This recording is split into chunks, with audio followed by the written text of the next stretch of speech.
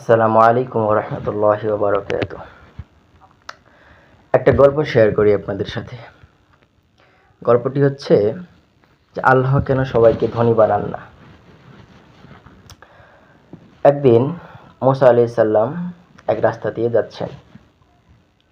যাওয়ার পথে তিনি দেখলেন ওই রাস্তার পাশে এক ক্ষুধার্ত দরিদ্র ব্যক্তি বালুর মধ্যে তার অর্ধেক শরীর ডুবিয়ে রেখেছে।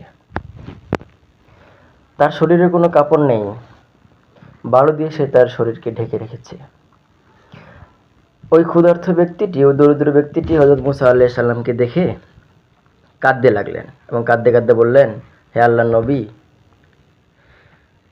আমাকে কিছু রিজিকের ব্যবস্থা করে দিন, আমি ক্ষুধার যন্ত্রণায় মরে যাচ্ছি।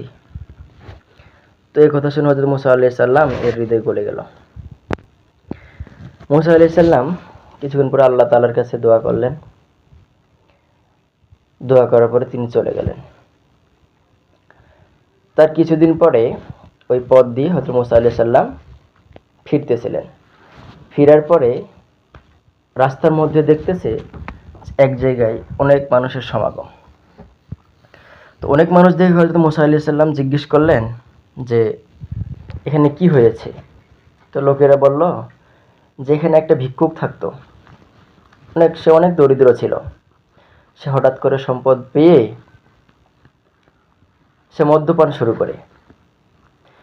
অতিরিক্ত মদ্যপান করার ফলে সে এক ব্যক্তিকে হত্যা করে ফেলেছে। এখন তার কিসাস, মৃত্যুদণ্ড দেওয়া হবে। হযরত মুসা আলাইহিস সালাম তখন নিজের আবদারের জন্য প্রজ্ঞা করলেন এবং ইস্তিগফার পাঠ করতে করতে চলে গেলেন। এই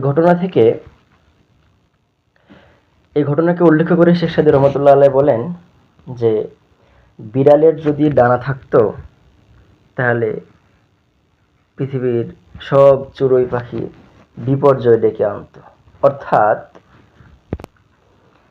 অর্থাৎ দুর্বল ব্যক্তি শক্তি পেলে সে অনেক সময় জুলুম করা শুরু করে দেয়।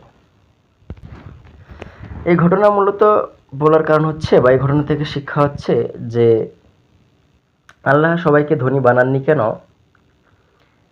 আল্লাহ তাআলা মহান আল্লাহ রাব্বুল আলামিন